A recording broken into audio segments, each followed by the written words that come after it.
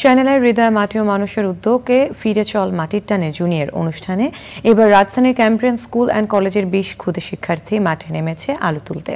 এর আগে স্কুলটির ইংরেজি ভার্সনের শিক্ষার্থীরা কৃষি উন্নয়ন ও গণমাধ্যম ব্যক্তিত্ব শাইখ সিরাজের সঙ্গে মুন্সিগঞ্জের কৃষকের মাঠে আলু রোপণ করেছিল। বিস্তারিত জানাচ্ছেন Tanvir Ashiq.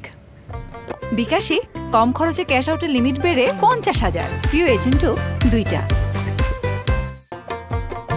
Cambrian school and কলেজের এই ক্ষুদে ২০ শিক্ষার্থী চ্যানেল আইয়ের প্রাঙ্গণ থেকে আবার চলেছে মুন্সিগঞ্জে।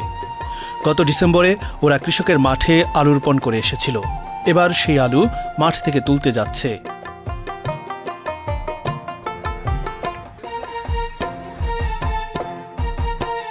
মুন্সিগঞ্জের রোহিতপুরে কৃষক দেলোয়ার হোসেনের আতিথেয়তা শেষে আলু তোলার পালা।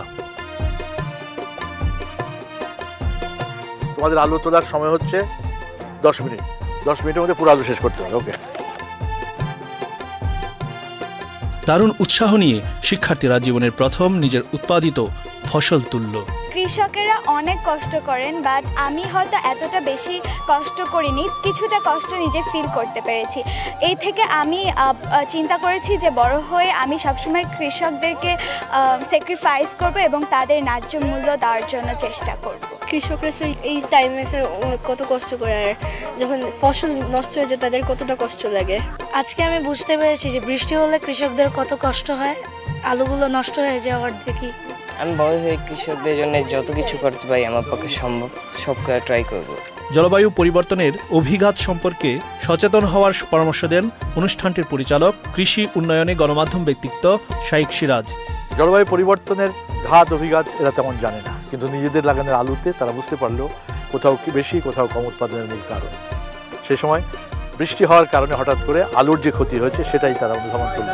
এই মাঠে এসে নিজেদের উৎপাদিত আলু লাগিয়ে যা উৎপাদন হয়েছে সেটাই তারা প্রকৃত মূল্যে কৃষকের কাছ থেকে ক্রয় করে নিল।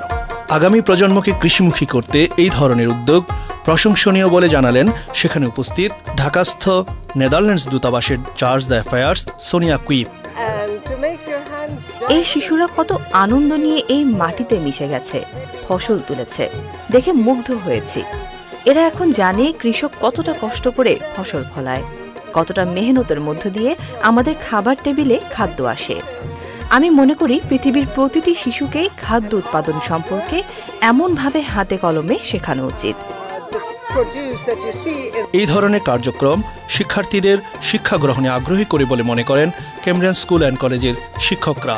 জীবনের প্রথম তারা মাঠে এসেছে এবং কৃষক ভাইদের সাথে কাজ করেছে এবং কৃষকরা কিভাবে সেই ফসলটা উৎপাদন করে সেটা দেখেছে। সেই সাথে বর্তমান যে কারিকুলাম আছে, কারিকুলামের অংশ হচ্ছে এটা যে প্র্যাকটিক্যাল লার্নিং বাই ডুইং, এবং এটা তারা এত চমৎকারভাবে করেছে। এবং এই যে আলু উঠায় নিয়ে যাচ্ছে, সত্যিকার অর্থে ওদের আমার মনে হচ্ছে যে ওদের 6 মাসের মেডিসিন হয়ে গেছে, ওরা এতটা সুস্থ থাকবে। Tanvir Ashik, channel I.